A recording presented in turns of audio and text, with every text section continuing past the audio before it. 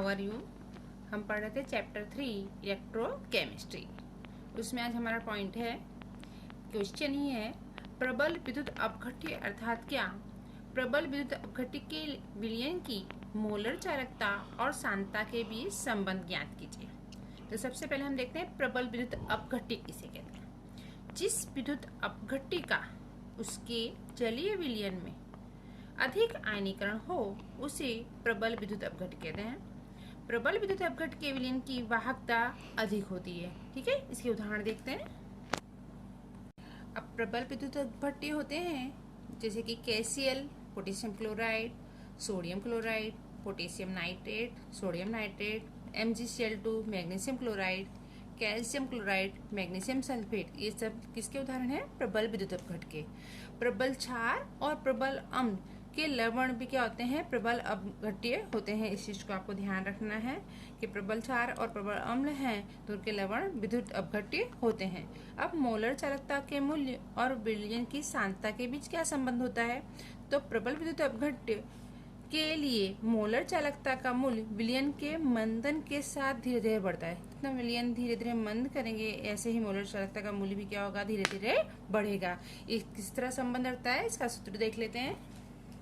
देखिए, तो मोलर चालकता इज इक्वल टू होता है सीमित मोलर चालकता माइनस AC की घात 1/2, जहाँ मोलर चालकता lambda m is equal to है प्रबल विद्युत अपघट्य के विलयन की मोलर चालकता, लैम्बडा 0m है प्रबल विद्युत अपघट्य के विलयन की सीमित मोलर चालकता या सीमांत मोलर चालकता बोलते हैं हम जिसे, और C है विलयन की सांद्रता मोल प्रति लीटर में। ठीक है, अब इसका आलेख देख लेते हैं।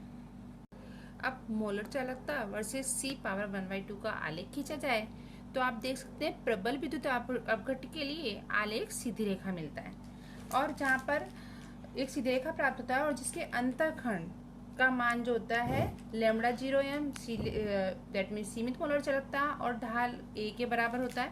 अब यहाँ पर दिए गए विलायक पर ताप और तापमान पर स्थिरांक A, हमने जो सूत्र में देखा था ना, सूत्र क्या था हमारा? Lambda m is equal to lambda 0m A C power 1/2।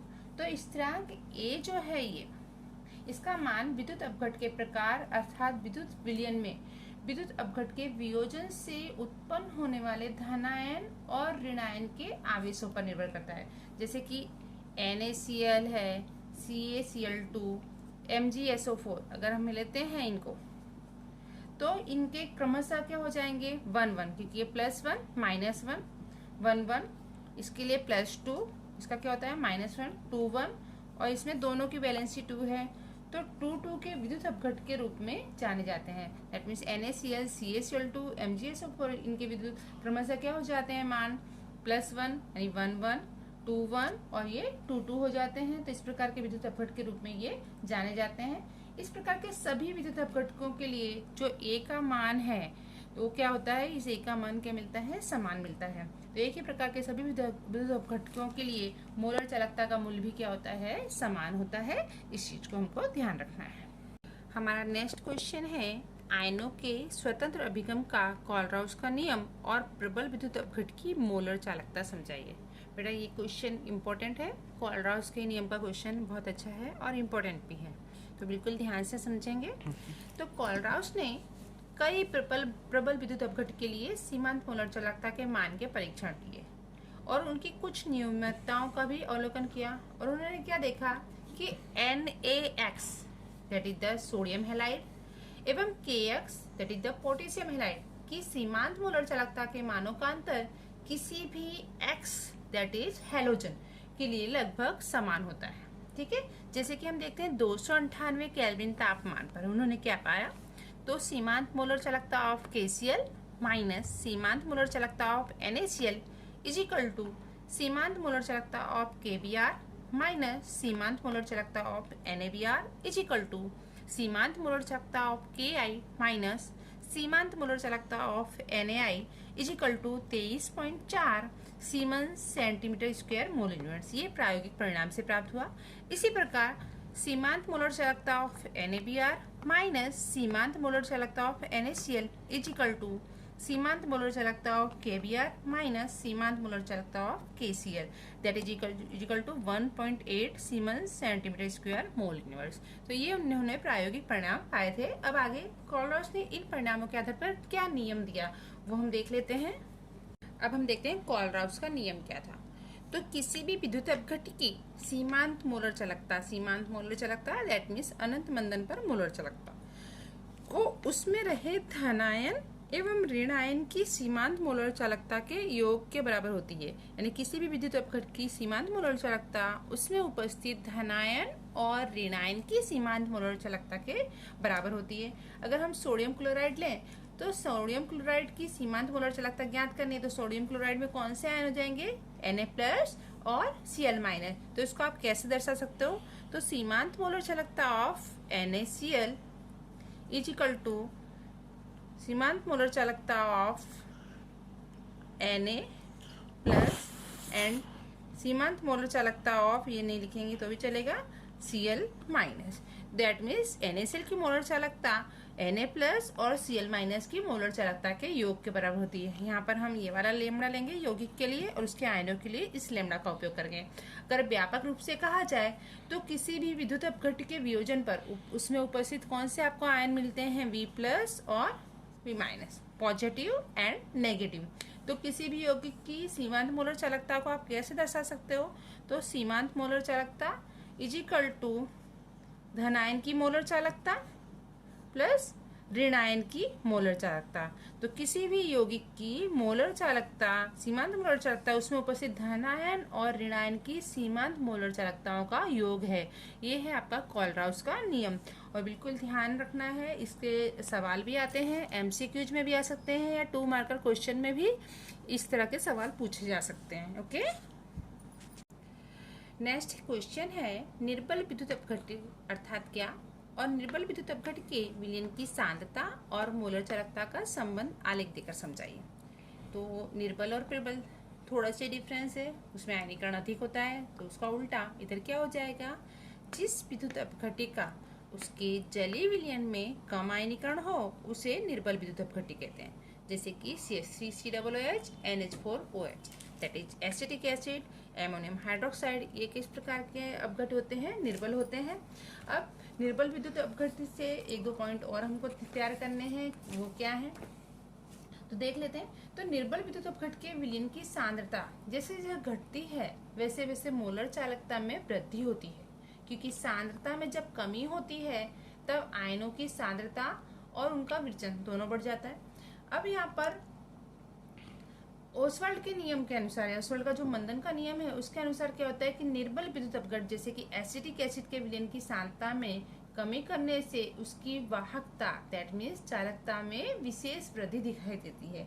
अब इसका आलेखिक हम निरूपण करते हैं तो अब क्या परिणाम मिलते हैं वो देख लेते हैं। अब हम बात करते हैं निर्बल विद्युत अपघट्य एसिटिक अम्ल। एसिटिक अम्ल की बात करें तो एसिटिक अम्ल जैसे निर्बल विद्युत अपघट्य का वियोजन अंश अल्फा उच्च सांद्रता पर निम्न प्राप्त होता है, जिससे निर्बल विद्युत अपघट्य के विलयन की मंदन के साथ मोलर चालकता में होने वाली वृद्धि वियोजन अंश की वृद्धि के साथ आयन बढ़ने के साथ क्या होती है? बढ़ती है। वियोजन अंश की वृद्धि के साथ आयन बढ़ते हैं वैसे वैसे उसमें भी वृद्धि होती है। परिणाम सब क्या होता है कि 1 मोल निर्बल विद्युत अपघट्य रखने वाले विलयन का कुल आयतन मंदन करेंगे हम तो उसको मंद करने से क्या होता है? बढ़ता है, और आयन बढ़ने के कारण विलयन की मोलर चालकता में तीव्र वृद्धि होती है, जिससे जब हम ये आलेख खींचते हैं मोलर चालकता वर्सेस C1/2 का, तो ये आलेख सुरेख रेखा नहीं प्राप्त होती। प्रबल विद्युत अपघट्य में क्या होता है? रेखा सुरेख प्राप्त होती है। तो ये आलेख सुरेख ना मिलकर कैसा मिलता है? वक्र मिलता है, और निश्चित इसका कोई ढाल प्राप्त होता नहीं है, जिससे A दैट मीन्स अंतःखंड का मूल्य भी प्राप्त नहीं होता है, और इस आलेख में अंतःखंड की कोई रचना होती नहीं है, जिससे मोलर चालकता का मूल्य प्राप्त नहीं किया जा सकता, जिसके कारण मोलर चालकता के मूल्य को शून्य सांद्रता पर एक भी अंतःखंड की रचना होती नहीं है। तो इन शॉर्ट आपको ये याद रखना है, MCQ में भी, बोर्ड में भी एक बार MCQ पूछा गया है, जब 3 सेमेस्टर सिस्टम था तब ये MCQ पूछा गया था। आलेख दिया हुआ आपको एक निर्बल विद्युत अपघट्य के लिए और प्रबल विद्युत अपघट्य के लिए, और पूछा जाएगा कि आलेख कौन के लिए क्या सही है। तो एक चीज़ हमेशा ध्यान रखनी है, प्रबल विद्युत अपघट्य के लिए जो आलेख मिलेगा वो कैसा मिलेगा, सुरेख रेखा का मिलता है, जबकि निर्बल विद्युत अपघट्य के लिए जो आलेख मिलता है वो कैसा प्राप्त होता है, वक्र प्राप्त होता है। तो इस पॉइंट को ध्यान रखिएगा, इसका MCQ भी आता है और कोलराउस का नियम 3 मार्कर क्वेश्चन में भी पूछा जा सकता है। ओके, अब नेक्स्ट क्वेश्चन है, निर्बल विद्युत अपघट्य के विलयन का Ka और मोलर चालकता के बीच संबंध ज्ञात करो। तो निश्चित तापमान पर निर्बल विद्युत अपघट्य के विलयन के लिए अल्फा क्या होता है, विलयन का वियोजन अंश, C विलयन की सांद्रता वो भी मोलारिटी में, लैम्डा m विलयन की मोलर चालकता, लैम्डा 0m विलयन की सीमांत मोलर चालकता। अब निर्बल विद्युत अपघट्य के लिए अल्फा का मूल होता है मोलर चालकता और सीमांत मोलर चालकता का अनुपात, और एसिडिक अम्ल जैसे निर्बल विद्युत अपघट्य के लिए Ka का मूल हम 11th में सीख चुके हैं, C alpha square upon 1 minus alpha. ये हमने एसिड का आयनीकरण अचलांक निकाल सीखा था 11th में, तब ये मूल्य प्राप्त किया था। तो इसमें हम वैल्यू पुट करते हैं, तो C alpha is equal to lambda square m upon सीमांत मोलर चालकता लैम्डा 0m का square, 1 minus alpha 1 minus lambda m upon lambda 0m। यहाँ पर C lambda square m lambda 0m का स्क्वायर, ये लेंगे अपना लसा लेंगे यहाँ पर, तो यहाँ लसा लेंगे तब क्या आ जाएगा, ये लसा लेंगे तो आ जाएगा lambda 0m minus lambda m upon lambda 0m। ठीक है, आगे इसको काटेंगे अगर हम, यहाँ से एक ये निकल जा रहा है, क्या बच रहा है अब आपके पास,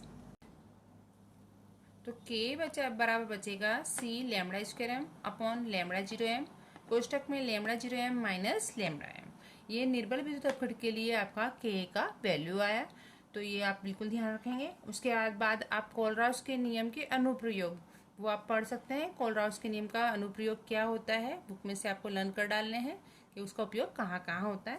तो कोलराउस के नियम का टॉपिक हमारा यहाँ कंप्लीट होता है। इससे रिलेटेड एग्जाम्पल्स भी बुक में से करेंगे आप, क्योंकि 2 मार्कर क्वेश्चन में इसके एग्जाम्पल्स भी पूछे जाते हैं।